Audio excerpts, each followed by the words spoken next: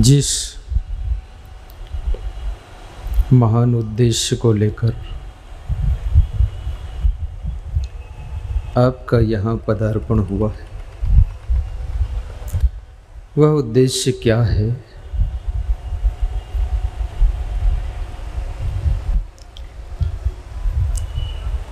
कि मैं जीवन किस तरीके से जीऊं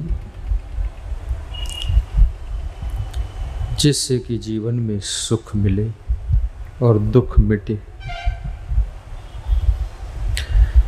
प्रत्येक जीव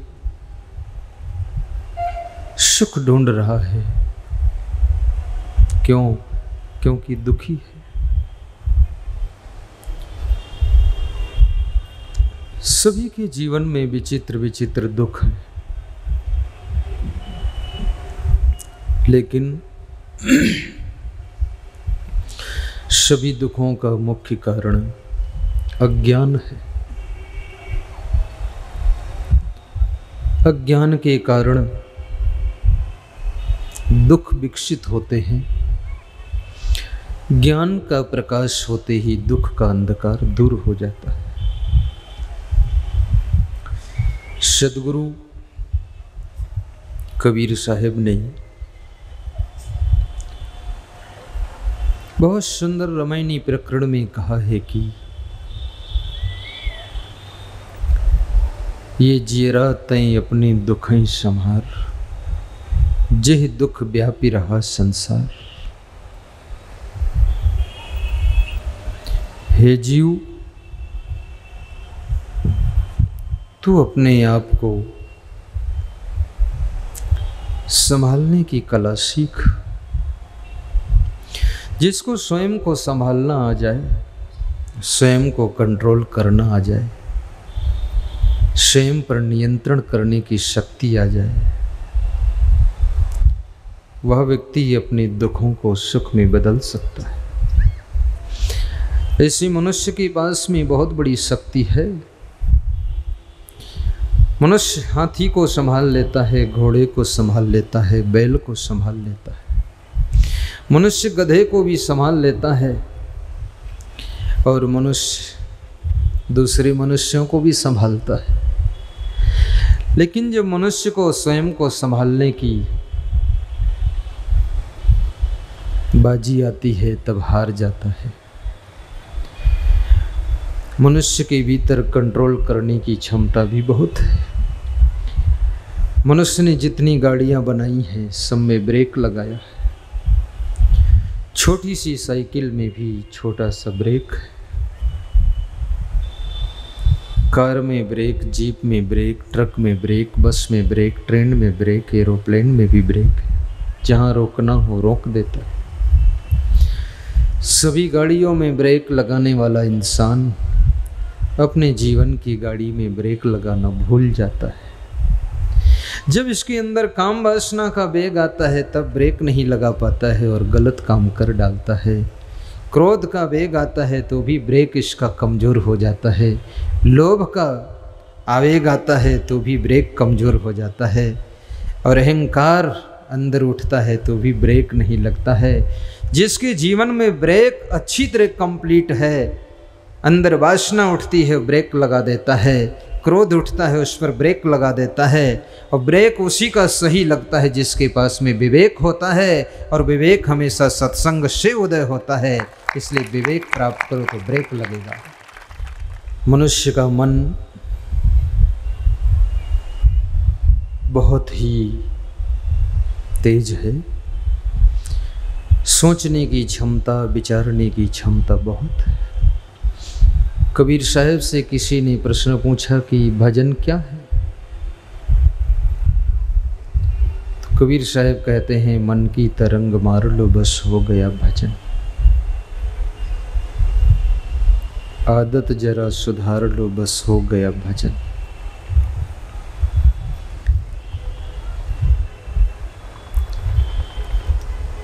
कबीर साहब जिस भजन को भजन कहते हैं, वो भजन थोड़ा कठिन है। इसमें माला की जरूरत नहीं है, चंदन की जरूरत नहीं है, बंधन की जरूरत नहीं है। ये भजन भीतर की साधना है। और मन ही मनुष्य की बंधन और मोक्ष का कारण है। मनयो मनुष्याणाम कारणम बंध मोक्षयो बंधाय विषया संगो मुक्तो निर्विषयम मन। नीति शास्त्र में कहा गया है कि जब मनुष्य विषयों में आसक्त होता है तो बंध जाता है, और विषयों से अनासक्त हो जाए तो मुक्त हो जाता है। बंधाय विषया संगो मुक्तो निर्विषयम मना। मनयो मनुष्याणाम कारणम बंध मोक्षयो। मनुष्य की बंधन और मोक्ष का कारण उसका मन ही है। जैसे आपने एक ताला देखा होगा, ताला बड़ा सा होता, चाबी छोटी होती है। छोटी सी चाबी ताला को बंद भी करती है और ताला को खोलती भी है। छोटी सी चाबी दोनों काम करती है। चाबी इधर घुमा दो ताला बंद हो गया, चाबी उधर घुमा दो ताला खुल जाता है। चाबी एक ही है, घुमाने में फर्क है इधर और उधर। इसी प्रकार से हमारे आपके पास भी एक चाबी है जिसका नाम मन है। मन की चाबी को जब हम संसार के प्रपंच की ओर घुमा देते हैं तो हमारे सुख शांति और मोक्ष का ताला बंद हो जाता है। जब मन की चाबी को सत्संग और भक्ति की ओर घुमा देते हैं तो सुख शांति और मोक्ष का ताला खुल जाता है और हमारा जीवन धन्य हो जाता है। ये जो प्रवचन हो रहा है आपके मन की चाबी को सही दिशा में घुमाने की कला सिखाई जा रही है। कुछ और हम आपको देंगे नहीं, क्योंकि आपके पास में सब कुछ है। आप भूल गए हो इसलिए परेशान हो, बस उसे याद दिला देंगे। झोपड़ी डालकर एक फकीर नेपाल में रह रहा है। 3 रात उसको सपना आता है। उसे सपना आ रहा है कि जहाँ पर नेपाल और इंडिया का बॉर्डर है और जो पुल है उस पुल के दाहिने साइड में बहुत बड़ा खजाना गड़ा हुआ है। तो वो फकीर कोदाल लेकर के खजाना खोदने के लिए दिन में आया, लेकिन वहाँ पर सिपाहियों की ड्यूटी थी तो उसको दांव नहीं मिलता था, तो फिर लौट जाता था। तो एक सिपाही ने उससे पूछा कि आप 2-3 दिनों से यहाँ चक्कर काट रहे हो, कुदाल कंधे पर धर के घूमते हो, क्या मामला है? उसने कहा क्या करूँ, 3 रात से सपना आ रहा है कि जहाँ तुम खड़े हो सुरक्षा के लिए यहीं पर बहुत बड़ा खजाना गड़ा हुआ, उसे मैं खोदना चाहता। तो सिपाही ने कहा कि मुझे भी 3 रात से सपना आ रहा है कि नेपाल बॉर्डर पर नेपाल में एक फकीर रहता है झोपड़ी डालकर, जहाँ वो कंबल बिछा करके ध्यान करता वहीं पर खजाना गड़ा हुआ है। तो मैं रात में जब जाता हूँ तो फकीर वहाँ बैठा मिलता है, इसलिए मैं खोद नहीं पाता। तो फकीर को लगा कि मैं ही तो वो फकीर हूँ जहाँ पर खजाना गड़ा हुआ है।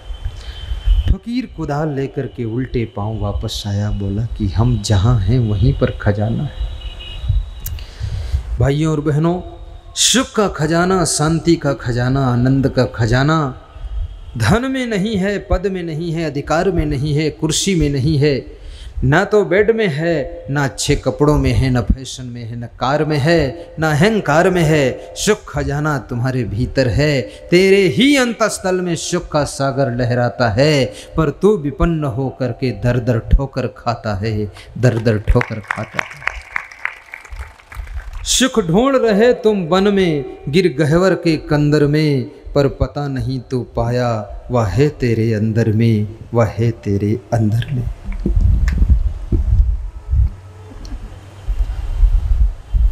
सुख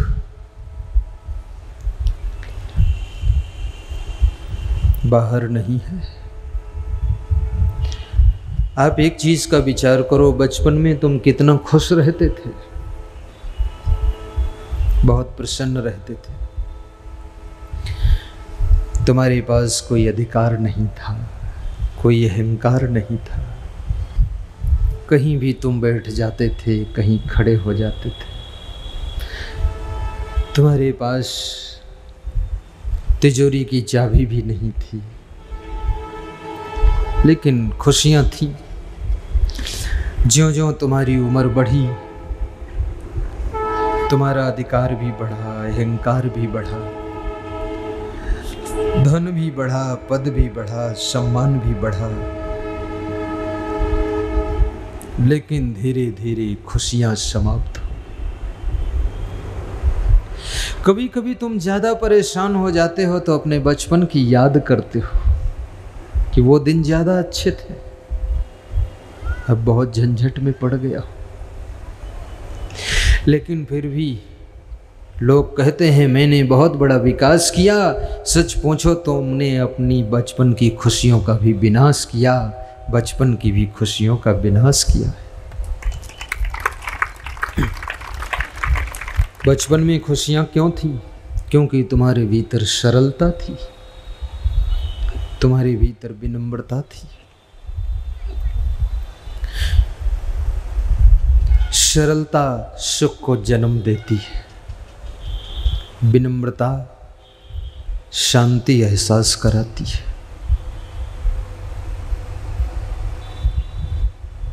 संयम नियम की राह पर चलने से प्रसन्नता प्राप्त होती है।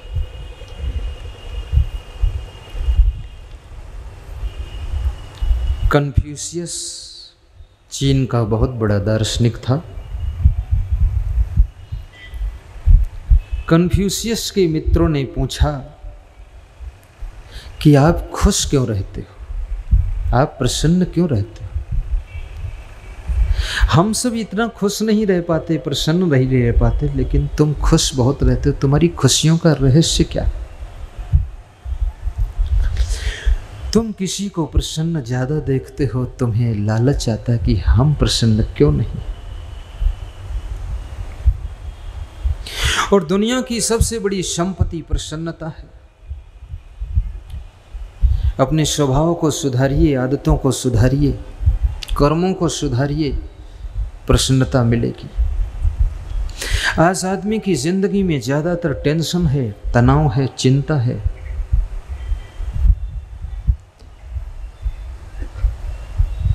कन्फ्यूशियस ने अपने मित्रों से कहा कि मेरे दादाजी ने मुझे एक फार्मूला सिखाया था, उस फार्मूला का प्रयोग मैं अपनी जिंदगी भर कर रहा हूं, इसलिए खुश रहता हूं। तो मित्रों ने कहा कि जो तुम्हारे दादाजी ने फार्मूला बताया है वो फार्मूला तुम हमको बताओ, हम भी खुश रहें। आप सभी की इच्छा हो तो आपके बीच में वो फार्मूला बता दूं, बताऊं? विनोद मिश्रा बता दूं?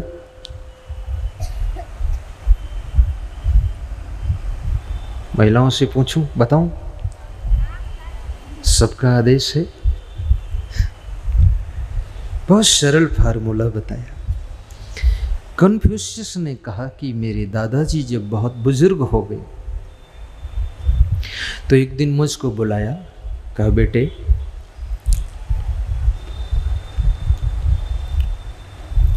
मैं अब दुनिया छोड़कर जा रहा हूं, पुनः तुमसे मिलन नहीं होगा, होगा तो पहचान नहीं हो पाएगी तुम कौन हम कौन, लेकिन एक फार्मूला मैं तुमको देकर जा रहा हूं क्योंकि तुमसे हमारा बहुत प्रेम है।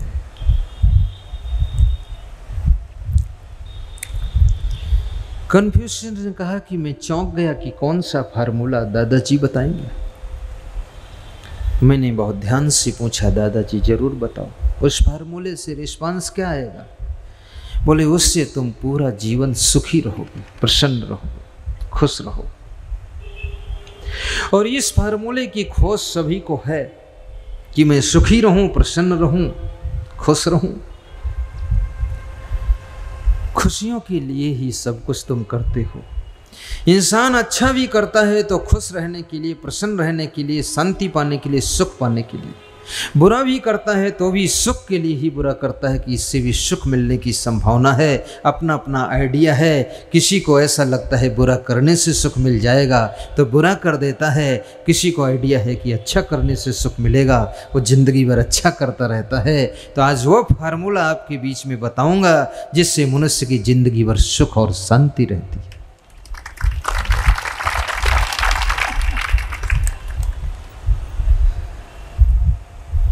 कन्फ्यूशियस के दादाजी ने जो कन्फ्यूशियस को बताया था वो फार्मूला आज इतनी बड़ी भीड़ में खोल रहा हूं, ध्यान से सुनना।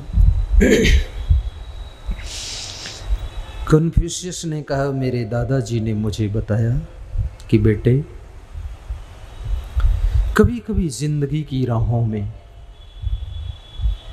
बाप बेटे के बीच में, सास बहू के बीच में, मित्र मित्र के बीच में, पड़ोसी पड़ोसी के बीच में, रिश्तेदारों के बीच में, कुछ उनकी गलतियों से, कुछ भ्रम से तुमको बहुत क्रोध आएगा, गुस्सा आएगा, बहुत ज्यादा गुस्सा आएगा। उस गुस्सा में, उस क्रोध में तुम्हारे मन में होगा कि अपनी भड़ास निकाल दूं, गाली बक दूं, कुछ जोश में बोलूं। बस उसी क्षण थोड़ी सी सावधानी रखना और 5 मिनट तक अपने आप को मौन रख लेना। थोड़ी देर सोचना और कहना कि आज कोई ज़रूरी नहीं है इनकी बात का उत्तर देना, शाम को उत्तर दूंगा, कल उत्तर दूंगा। और यदि उस जोश में तुमने अपने आप को रोक लिया तो जो तेरे मित्र हैं वह सदैव मित्र बने रहेंगे, अपने अपने बने रहेंगे, साथी साथी बने रहेंगे, सहयोगी सहयोगी बने रहेंगे। फिर जिंदगी में तेरा विरोध भी बहुत कम होगा और फिर साथियों के सहयोग से तू सदैव प्रसन्न रहेगा। नहीं तो तू ऐसे शब्द बोल जाएगा जिसके कारण तू टेंशन में जिंदगी जिएगा। इसलिए उस समय अपने आप पर ब्रेक लगा ले। क्रोध तुम्हारा स्वभाव नहीं है, बहुत देर तक तुम क्रोध नहीं कर सकते हो। 5 मिनट क्रोध करके देखो, तुम 5 मिनट में बहुत थक जाते हो। 5 मिनट काफी है थकने के लिए। 10 मिनट में तो तुम फिर मांगोगे कि पानी लाओ, पीना है, बहुत प्यास बढ़ जाएगी। और क्रोध में अधिक देर तक तुम जी नहीं सकते हो, ज्यादा देर रह नहीं सकते। लेकिन प्रसन्न तुम हमेशा रह सकते हो। काम वासना में भी ज्यादा देर नहीं रह सकते हो, ये थोड़ी देर का वेग है।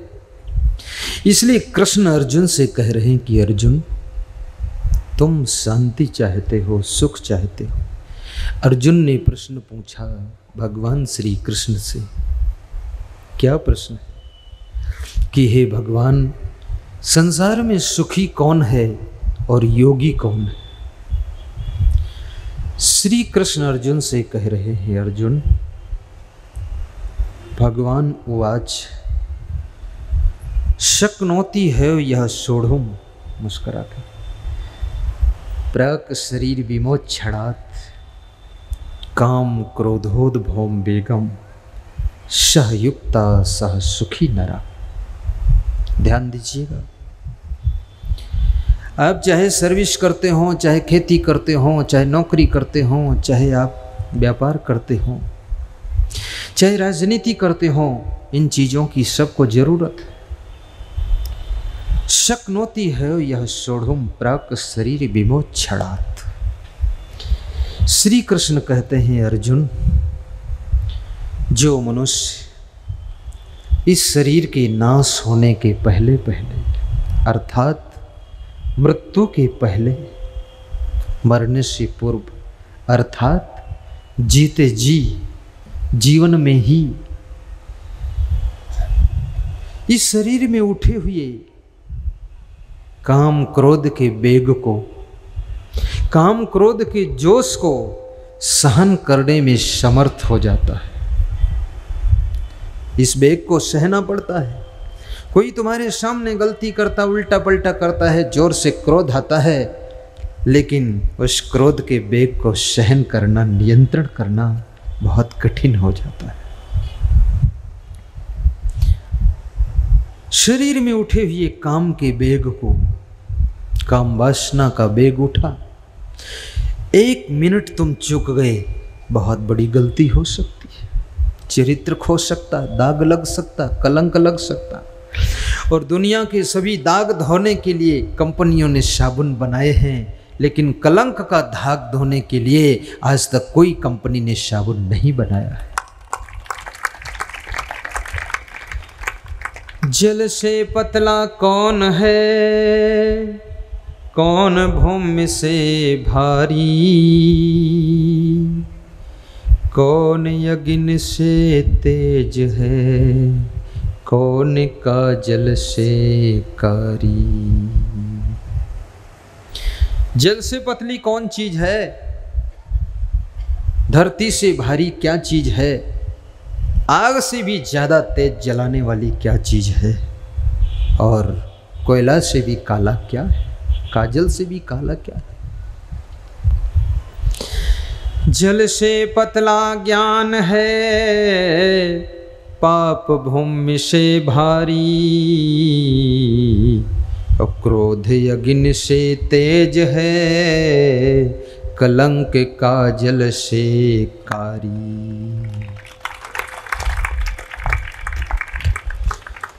कलंक काजल से भी ज्यादा काला है, दाग छूटता नहीं। ध्यान देना,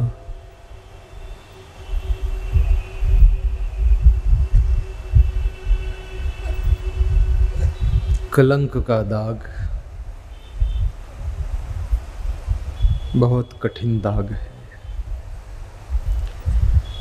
झीनी झीनी रे बीनी चदरिया,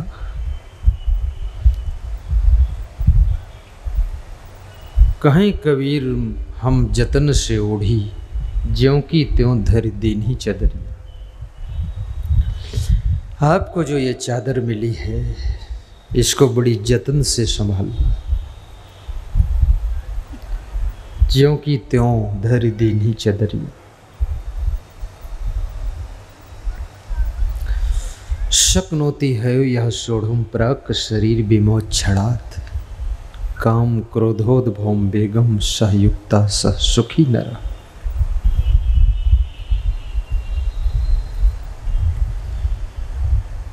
कृष्ण कहते हैं, अर्जुन, जो अपने भीतर उठे हुए काम क्रोध के वेग को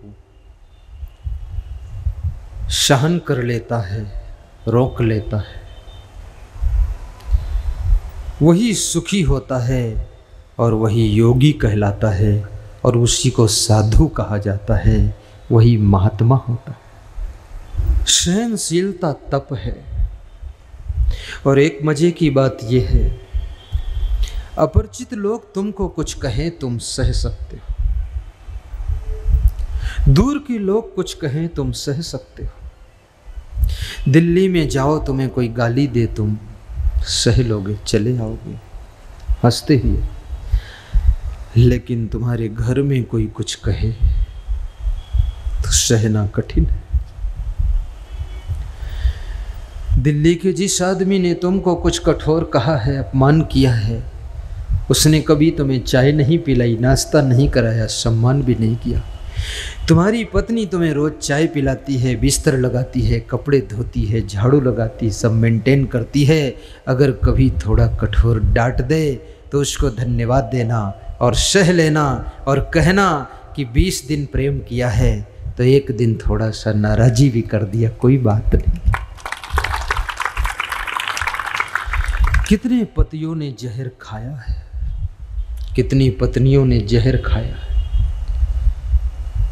अभी कमिश्नर साहब कह रहे थे मक्खन खाओ, मट्ठा पियो, लेकिन हमारे भारत के लोग तो इतने हिम्मत वाले, वो जहर भी पीते और पॉइजन खाते।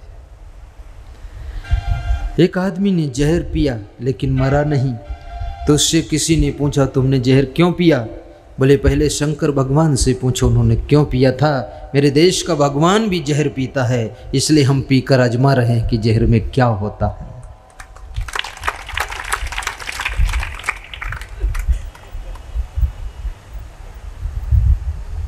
जिंदगी का जहर जिसको पीना आ गया, दुखों का जहर पी करके हजम करो, टेंशन का जहर पी करके हजम करो, किसी की कड़वी बातों को सह करके अपने जीवन को अच्छा चलाओ।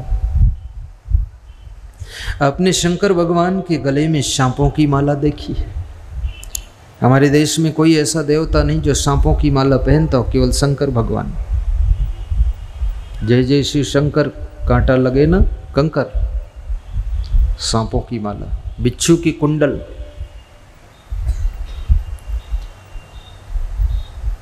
ये प्रतीकात्मक कहानी है। सांप जैसे फुफकारने वाले लोग, सांप जैसे विषैले लोग, सांप जैसे खतरनाक लोगों को भी शंकर जी अपने गले से लगा लेते थे, उनको भी प्यार दे करके सरल और विनम्र बना देते थे। उसी का नाम शंकर है जो सांप जैसे जहरीले लोगों को भी सरल और मधुर बना देता है। जैसे बिच्छू डंक मारती है, आपको बहुत दर्द होता है, लेकिन बिच्छू के कुंडल कान में पहने हैं शिव जी। यानी जिसकी वाणी डंक मारने जैसी दर्द करती है, दुख देती है, उसको भी शिव जी अपने पड़ोस में रखते थे, सुन लेते थे, सह लेते थे। शिव जी को रोज क्रोध नहीं आता था, कभी कभी सहन शक्ति भी बहुत थी उनके पास। भोले बाबा इसलिए कहा गया, दानी भी बहुत थे। जो रावण के पास में सोने की लंका थी, इसको रावण ने नहीं बनाया था, इसको शिव जी ने बनाया था, ये शिव जी की थी। रावण ने भक्ति किया, ध्यान लगाया, शिव जी को प्रसन्न किया और प्रसन्न करके वो सोने का भवन मांग लिया। तो शिव जी भोला बाबा थे, उन्होंने कहा यो मस्त तुम ले जाओ, कोई बात नहीं, तुम रहो। तब से वो सोने की लंका रावण की हो गई थी। शिव जी इतने बड़े दानी थे। शिव जी से दान करना भी सीखो। दान बहुत बड़ी चीज है। तुम्हारे पास में कुछ ना हो तो प्रेम दान करो।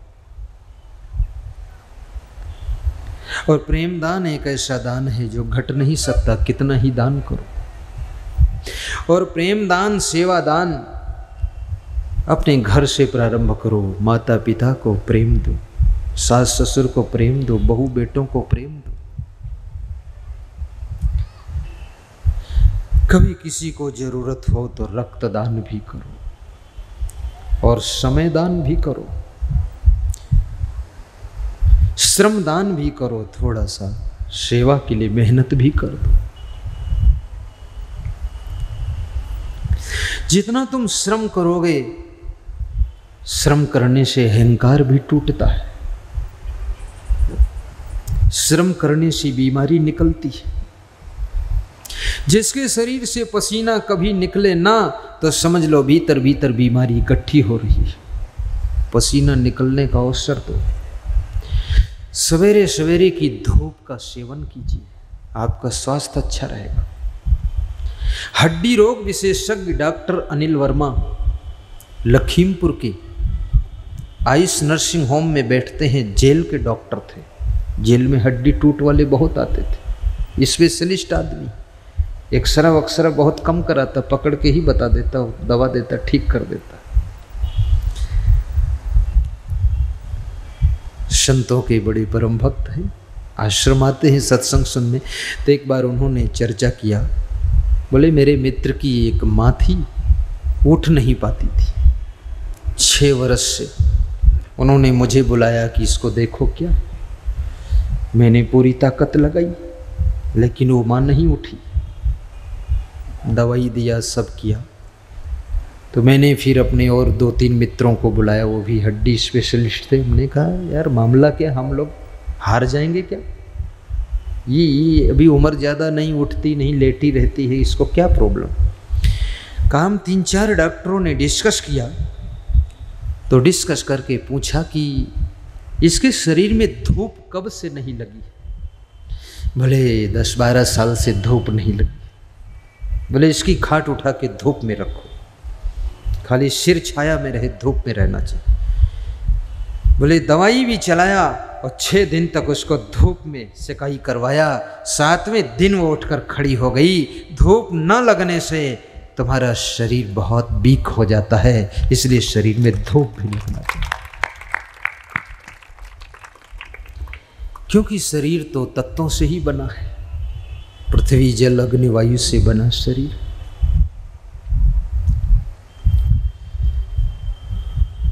कल हमारे कमिश्नर राकेश कुमार मित्तल जी बता रहे थे कि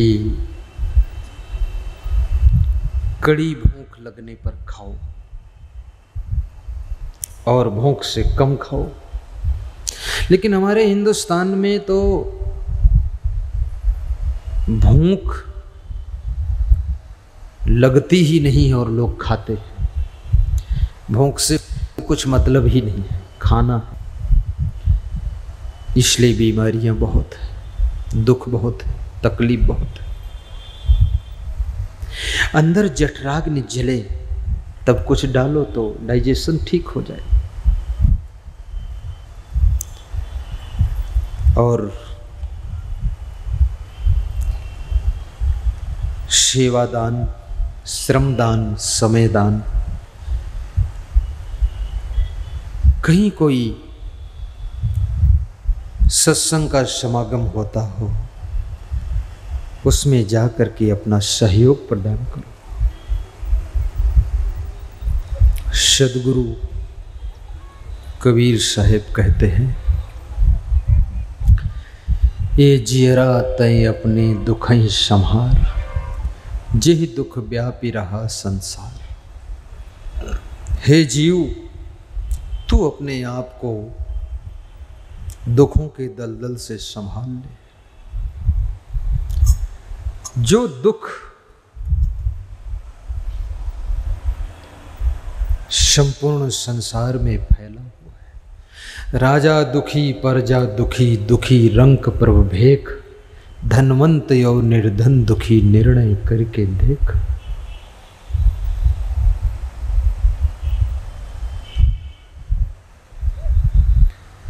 सबके पास में बिलग बिलग तरीके का दुख है। महात्मा विदुर से धृतराष्ट्र ने पूछा कि वे कौन से लोग हैं जो सदैव दुखी रहा करते, और वे कौन से लोग हैं जो सदैव सुखी रहा करते। सुख दुख पर समझना। महात्मा विदुर कहते हैं, ईर्षु घृणी न संतुष्टा, क्रोधनो नित्य शंकिता, पर भाग्योपजीवी खड़े ते नित्य दुखिता। अर्थागमो नित्यम अरोगिता चा, प्रिया च भार्या प्रियवादिनी चा, वश्यस्य पुत्रो अर्थकरी च विद्या, खड जीव लोकस्य सुखानि राजन।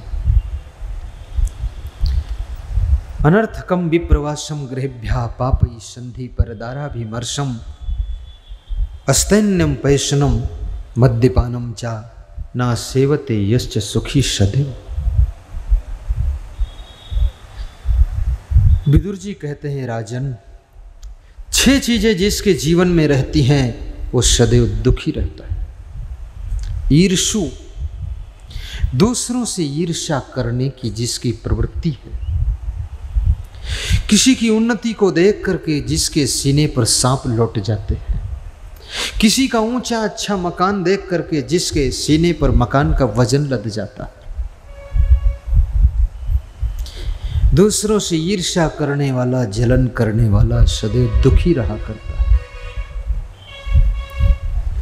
ये ना हुआ दुख हम तैयार कर लेते। घृणी, दूसरे वे लोग भी दुखी रहा करते हैं जो दूसरों से घृणा मानते हैं। किसी को गरीब समझकर, कमजोर समझकर घृणा होती है। अहंकार के कारण भी घृणा पैदा होती है। छोटा बड़ा समझकर घृणा का भाव। मैं नेपाल में था, काठमांडू में पशुपतिनाथ मंदिर के दर्शन करने गया। मेरे साथ में जो भक्त गया था, जब मंदिर में मैं पहुंचा तो उसने कहा, अब गुरुदेव आप थोड़ा सा स्वतंत्र हो जाइए, मैं कुछ काम कर लूँ। जो गरीब लोग सड़क किनारे बैठे थे उनको उसने रुपया बांटना शुरू किया। मैंने कहा, ध्रुव केसी पहली बार बांट रहे हो क्या? बोले नहीं गुरुदेव, महीने में 4 दिन बांटता हूं। मैंने कहा बहुत रुपया बांट रहे हो, ये बहुत लोग हैं। बोले मैं बहुत गरीब था, मेरी माँ ने मुझको सिखाया था बेटा दान करना, तो अगर 10 रुपये होते थे तो 1 रुपया दान कर देता था, और उस दान के प्रभाव से उस पुण्य से न जाने क्या हुआ कि हमारी सर्विस एरोप्लेन विभाग में है, और मेरी तीनों बेटियां अमेरिका लंदन में हैं, और वो बेटियां इतना कमाती हैं कि तीनों बेटियां हमको 2-2 लाख रुपए महीने देती, 6 लाख वो मिलता है, और बाकी मैं कमाता हूँ 50-60 हज़ार वो मिलता है। तो मैं आधा बांट देता हूँ, आधा रखता हूँ, आधा दान कर देता हूँ। वो गरीब जो जिनके कपड़ों को देखकर भी घृणा हो जाती है, उनके पास जाने का मन नहीं होगा, उनके पड़ोस जा करके वो प्रणाम करके पैसा दे रहे थे।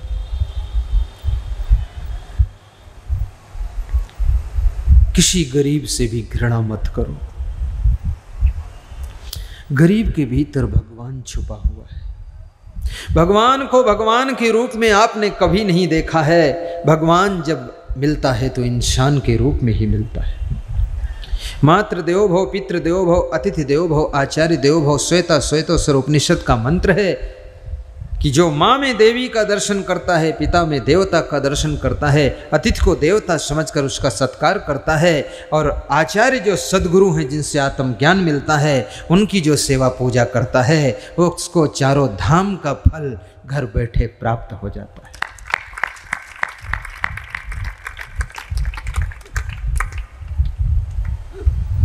गंगा नहाओ, जमुना नहाओ, हरिद्वार जाओ। मैं मना नहीं करता हूं कि तुम ना जाओ, तुम्हारी इच्छा हो जाओ। गंगा सागर जाओ, उसके उस पार कुछ और हो वहां भी जाओ। लेकिन याद रखना,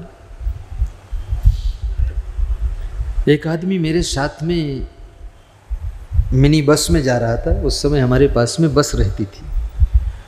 तो कानपुर में गंगा जी के पुल पर जब हम पहुंचे, उसने कहा बस 1 मिनट रोक दो गुरुदेव जी, रुकवा दो गाड़ी। तो मैंने कहा कारण क्या है? बोले बस 1 मिनट, सब काम बन जाएगा। तो गाड़ी रोके, वो उतरा बस से, दौड़कर गंगा जी में गया और हाथ पांव धोया और ऊपर पानी छिड़क लिया, भाग कर आया और बस में बैठ गया। बोले अब चलो, बस सब बन गया काम। तो हमने कहा क्या बना, कुछ बिगड़ा था क्या? बोले साल भर में जो भूल चूक से पाप वगैरह हो जाता वो सब धो दिया, अब चलो बस फाइनल। मैंने कहा तो हम लोग नहीं धोए? बोले आप पाप करते भी नहीं हो। तो हमने कहा तो गंगा जी तुम्हारा पाप धो लेगी? बोले हाँ। क्या गंगा जी पाप धोएगी? गंगा में स्नान करने का मतलब है कि अपने जीवन को गंगा जैसा निर्मल बनाओ, अपने मन को गंगा जैसा निर्मल बनाओ। कबीर मन निर्मल भया जैसे गंगा नीर, पाछे पाछे हरि फिरे कहत कबीर कबीर, कहत कबीर कबीर। आपका मन गंगा जैसा निर्मल हो जाए।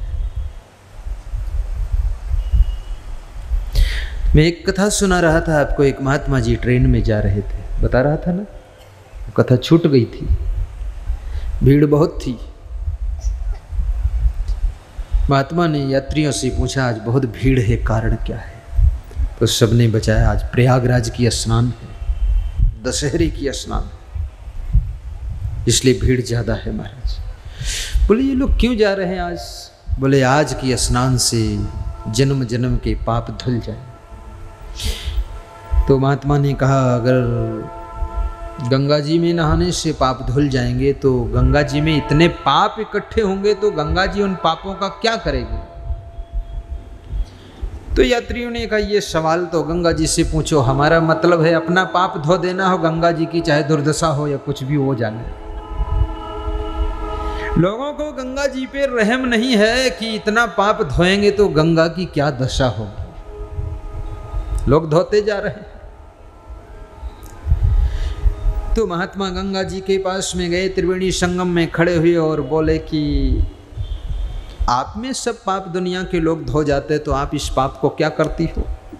तो गंगा जी ने जवाब दिया, हम पाप को अपने पास नहीं रखते, हम पाप को बहा कर ले जाते हैं और समुद्र को दे देते हैं।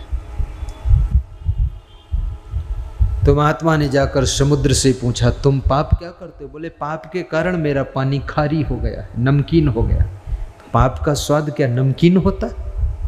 पुण्य का स्वाद मीठा होता। तो महात्मा ने पूछा, तुम पानी को, तुम्हारे में पाप इतना आ जाते हैं तो तुम सब पाप क्या करोगे? तो समुद्र बोला, मैं पाप को अपने पास नहीं रखता हूँ, मैं पाप को भाप बना देता हूँ, बादलों को दे देता हूँ। तो महात्मा बादलों के पास गया और बादलों से पूछा, तुम इतना पाप लेकर क्या करते हो? बादलों ने कहा, हम घूम घूम करके उन पापियों को ढूंढते हैं और उन्हीं के ऊपर पाप फिर बरसा देते हैं।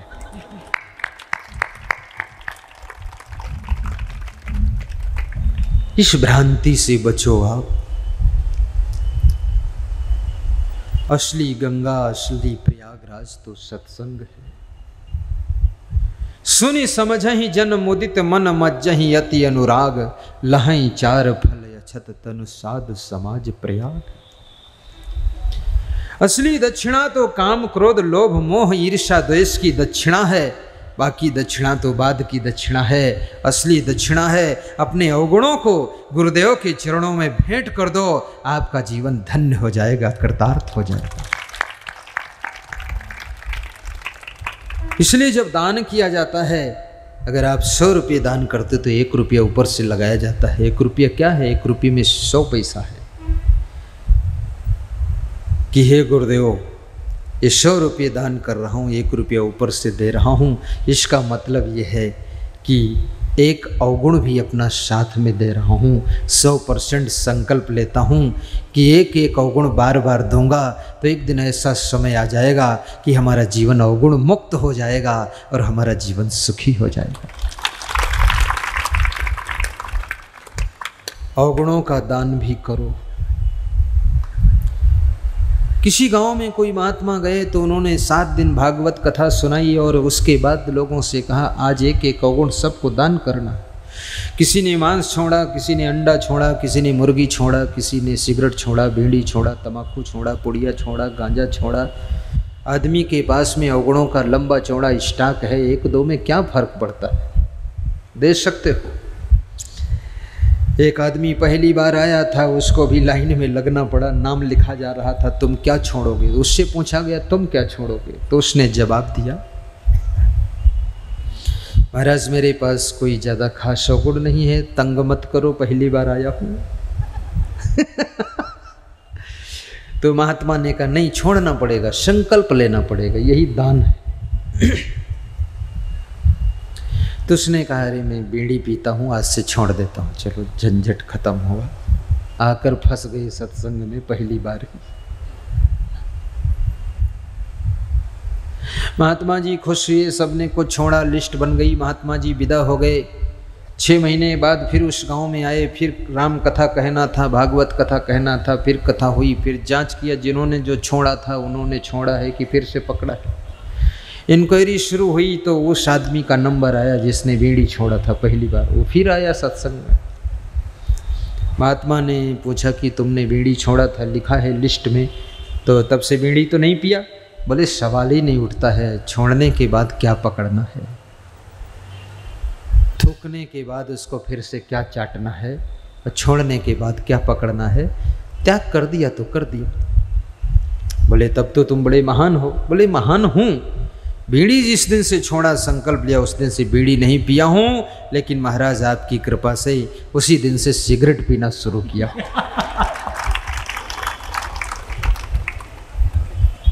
महात्मा ने माथे पर हाथ रखा, कहा, 2 फुट गड्ढे से निकले तो 10 फुट गड्ढे में गिरे, क्या फर्क है।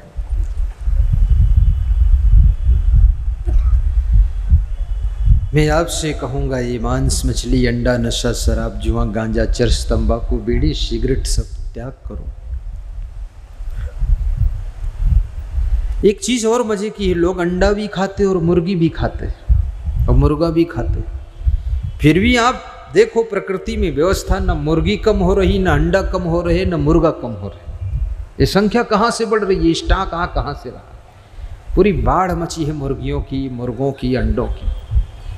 खाने वाले दमादम मस्त कलंदर, अंडे का पहला नंबर खा रहे हैं, लेकिन न मुर्गी का मोरई, न मुर्गा, न अंडा। ये क्यों? मैंने ये प्रश्न एक बहुत शांत एकांत में अपने गुरुजी से पूछा, श्री क्षमादेव महाराज से, कि इतना लोग खाते हैं तो ये चीज़ें खत्म हो जानी चाहिए, और ये खत्म हो जाए तो ही खाना बंद हो जाए। कुछ तो हो, या तो खाने वाले खत्म हो जाएं या ये चीज़ें खत्म हो जाएं, दो में से कुछ हो। तो गुरुदेव ने कहा, जब तक खाना बंद नहीं होगा तब तक ये चीज़ें खत्म नहीं होगी, बाढ़ आएगी। हमने कहा क्यों? बोले जो अंडा खाता है, मुर्गा खाता है, मुर्गी खाता है, वो मर करके जितनी मुर्गी खाया है उतने जन्म उसको मुर्गी बनकर आना पड़ता है, तो वो भी काटा जाता और खाया जाता है। इसलिए सावधान हो जाओ, नहीं मुर्गी बनकर आओगे तो खाए जाओगे। फिर तुम भी बैठकर कुकरू कूं बोलोगे। अरे तुम्हारे खाने के लिए इतना फल फूल है, इतना सब सेव संतरा काजू किशमिश अनार है, और खाने के लिए दाल चावल सब्जी रोटी मक्खन मलाई है, लेकिन तुम ये गंदा अंडा खाते हो। मुर्गी के पेट में, मुर्गी मुर्गा के रजवीर से बना हुआ अंडा कितना गंदा है, उसके अंदर कचड़ा है। मुर्गी मुर्गा घूरे पर के कीड़े मकोड़े गंदगी खाता रहता है, उसकी गंदगी का ढेर उसका शरीर है, उसको तुम खा लेते हो और कहते हो बड़ा टेस्ट आया। टेस्ट तो आएगा ही, क्योंकि विशेष गंदगी है उसमें। लोग मछली खाते हैं, मैं तो बहुत सोचता हूँ इस पर। मछली नाक खाती है, थूक खाती है, खखार खाती है। प्रेमचंद वर्मा, धन्यवाद आपको, वाह बड़ी दूर दूर से श्रोता है। और मछली गंदगी खाती, गोबर खाती, हड्डी, मुर्गा मछली मुर्दा खाती है, मछली सब कुछ सड़ा गला खाती है, नाक थूक खाती है। उस मछली को आदमी खाता है और कहता है टेस्ट कुछ विलक्षण है ही विलक्षण। क्योंकि नाक तो बचपन में भले चाटा चूटा हो, अभी तो खाया नहीं। अब ये है ज़्यादा टेस्ट ताज़ा लेना हो तो अपने घर वालों से कह दो नाक निकाल के कटोरी में रख के खा लो, मछली का टेस्ट आ रहा है। क्या बात लो। एक आदमी ने मुझसे कहा कि महाराज जी इसमें बड़ा विटामिन्स प्रोटीन्स होता है मांस मछली में। तो हमने कहा कमाल कर दिया। हमने कहा विटामिन्स प्रोटीन्स होता है। मांस मछली खाने वाले लोग अगर विटामिन्स प्रोटीन्स बहुत होता है, याद ध्यान से सुन ले, भूसा खाने वाला भैंसा, घास फूस खाने वाला हाथी, ये मांस खाने वाले को घास फूस खाने वाले हाथी से कुश्ती लड़ा दी जाए, हाथी सूंड में लपेट कर फेंकेगा, 100 फुट दूर गिरोगे, सब अंडा मुर्गी निकल कर बाहर आ जाएगा। कितनी ताकत है इसमें, फालतू खुराफात करते हो। जीवा के स्वाद के कारण खाते हो और बहाना तरह तरह का करते हो। अपने ऊपर संयम करो। और जिसकी जीवा देवी कंट्रोल में नहीं है उसका पूरा जीवन मिस हो जाएगा। आपके पास 5 ज्ञान इंद्रियां हैं, आँख 2 है, काम 1 है देखने का, कान 2 हैं, काम 1 है केवल सुनने का, जीभ 1 है, इसके काम 2 हैं, एक तो स्वाद लेने का और दूसरा बोलने का। डबल डिपार्टमेंट जीभ को मिला है। जिसके पास डबल डिपार्टमेंट, इसका मतलब बहुत पावरफुल होगा, और जो पावरफुल है वो तुम्हारा कंट्रोल में नहीं, तो तुम्हारी दशा क्या होगी। जीभ को कंट्रोल करो। जीभ से गिरा हुआ व्यक्ति जीवन में कभी उठ नहीं सकता है, इसलिए जीभ को संभालो। तो जीवन हाथों पर ऐसे अंगुली करो, पद्मासन में बैठ जाओ।